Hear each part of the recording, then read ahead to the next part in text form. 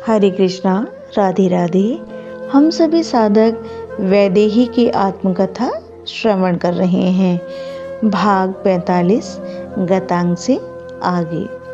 मैं वैदेही महामंत्री सुमंत्र ने मेरे श्री राम जी की आज्ञा का पालन किया था।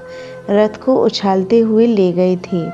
भीड़ पीछे रह गई थी, पर कुछ दूर ही रथ चला होगा कि सामने खड़े दिखाई दिए कुल गुरु वशिष्ठ जी, और अकेले नहीं थे, उनके साथ उनकी प्राण प्रिय गौ नंदिनी भी थी। महामंत्री ने रथ को रोका था। श्री राम के सहित हम दोनों, लक्ष्मण भैया और मैं, हम लोग उतरे। आयुष्मान भवः। मेरे प्राणनाथ को गुरु वशिष्ठ जी ने आशीर्वाद दिया था। हे राम, कुलगुरु के नेत्र भी सजल थे। महाराज की स्थिति ज़्यादा ही चिंताजनक मैंने देखी। उनका वह विलाप मुझसे देखा नहीं गया। मैं अपने आश्रम आ गया था, पर घड़ी भर पहले ही ये नंदिनी अशांत हो उठी थी।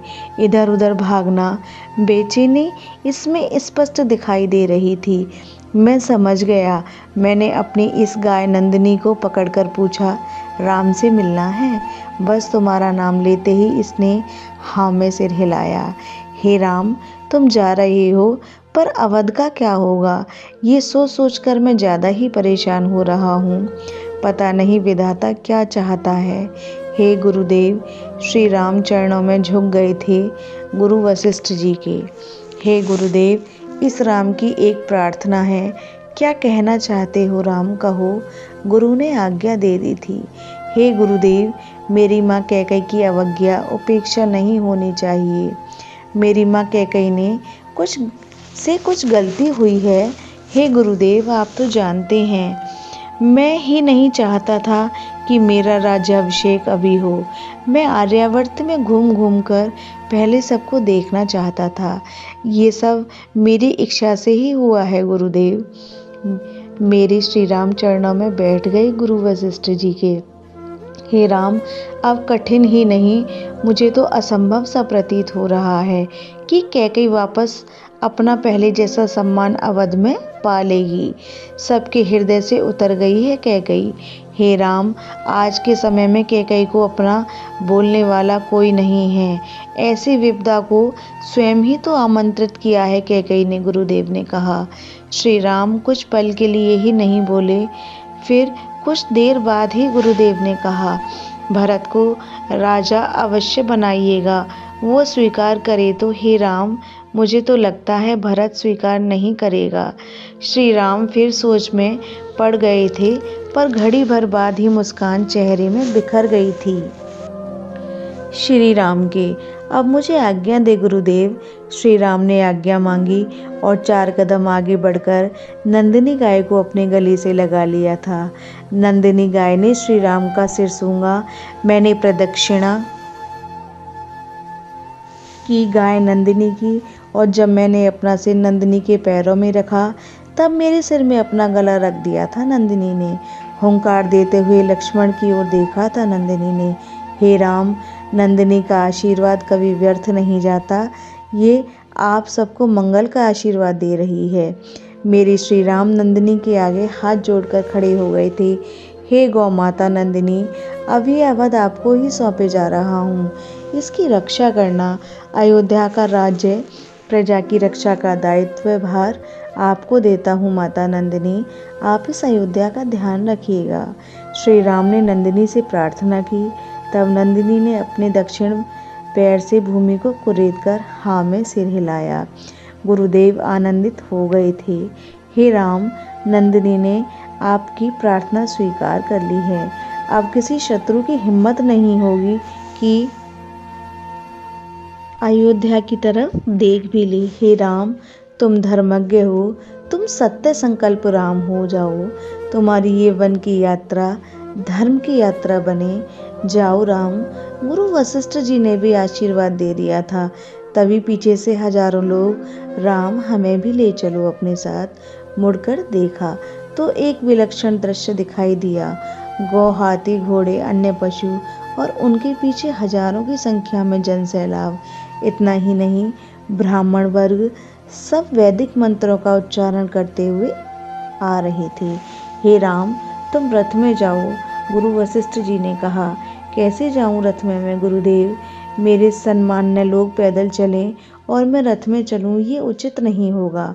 फिर श्री राम उस भीड़ की ओर मुड़े। आप लोग क्या चाहते हैं? हम ये चाहते हैं कि या तो आप अयोध्या चलें या हमें अपने साथ ले ले राम। चलो आओ मेरे पीछे।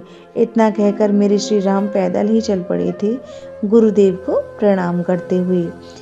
तमसा नदी के किनारे पहुँचे सांझ के समय। विप्रों ने संध्या किया, गायत्री का जाप किया। मेरे श्री राम ने भी तमसा में सांझ के समय संध्या वंदन किया। 2 दिन से अन्न नहीं खाया था मेरे प्रभु ने। ओह, मेरा हृदय यही सोचकर दुखी हो रहा था। तभी मैंने देखा नव पल्लवों का बिस्तर स्वयं ही श्री राम ने अपने लिए बनाया। ये देखते ही दौड़ पड़े थे लक्ष्मण और मैं। लक्ष्मण ने श्री राम को बिठाया और स्वयं ही पत्तों को खोज खोज कर सुमंत्र जी स्नान करने आई थी, घोड़ों को पानी पिलाकर आए थे। जब देखा श्री राम ने कि बिस्तर लग रहा है, पत्तों का बिस्तर, ये देखा नहीं गया महामंत्री से। अयोध्यावासी जल मात्र पीकर सो गए थे। रात्रि जो हो गई थी, थकान भी थी, इसलिए सबको नींद भी जल्दी आ गई। अर्धरात्रि को मेरी नींद खुली थी। मेरे पास में प्राणनाथ सोए थे, पर मुझे दूर से किसी के रोने की आवाज़ आ रही थी और ये रुदन जाना पहचाना ही था। मैं गई तो मैं देखती रह गई। लक्ष्मण भैया बैठे थे और हिलकियों से रो रहे थे। भैया लखन, मैंने जाकर उन्हें शांत कराना चाहा, पर मुझे देखते ही भाभी माँ, ये क्या हो गया? देखो ना, जो राजगद्दी में बैठने वाले थे वो आज इस तरह। फिर हिलकियाँ छूट पड़ी थी लक्ष्मण भैया की। पर लक्ष्मण भैया, देखो मेरे प्राणनाथ के मुखमंडल को।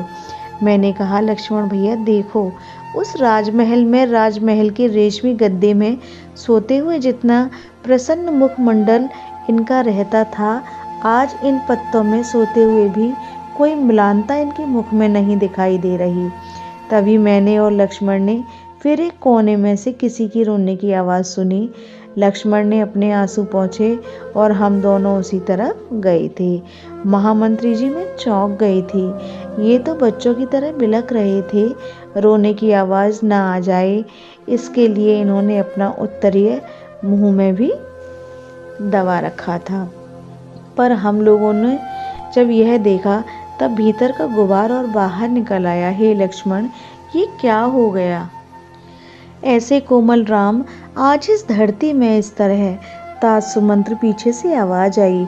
मैंने चौंक कर जब पीछे देखा तो राजीव नयन श्री राम खड़े थे। वो शांत थे, उनके मुखमंडल में शांति थी। तात, आप क्या सोचते हैं? जीवन एक जैसा ही चलता रहेगा? सुख आया है तो तात दुख भी आएगा। ये जीवन का चक्र है, घूमता ही रहता है। पर मैं तो इतना ही कहूँगा, दुख से लाभ है। दुख हमें बहुत कुछ सिखा जाता है, इसलिए जो होता है जीवन में उसे देखो, उससे शिक्षा लो। ये जीवन एक सा नहीं रहने वाला तात। दिनों के बाद रात है, रात के बाद दिन। उल्लूक सोचता है रात ही रात रहे, काक सोचता है दिन ही दिन रहे। पर उल्लूक के सोचने से रात ही रात नहीं रहेगा, न काक के सोचने से दिन ही दिन रहेगा। हम सब ध्यान से सुन रहे थे श्री रघुनाथ जी की वो दिव्य वाणी। तभी तात सुमंत्र, रथ को जोड़ लो, उनमें अश्रुओं को लगा लो और चलो। मेरे प्राणनाथ ने आज्ञा दे दी थी सुमंत्र को। पर ये अयोध्यावासी तात सुमंत्र, जिसे यात्रा में चलना हो, उसे इतनी गहरी नींद में सोना नहीं चाहिए। सच्चे यात्री को नींद नहीं। कहाँ तात, मैं समझ गई थी ये संदेश हम लोगों के लिए है, लक्ष्मण और मुझे। लक्ष्मण ने मेरी ओर देखा था, मैंने सिर हिलाया था।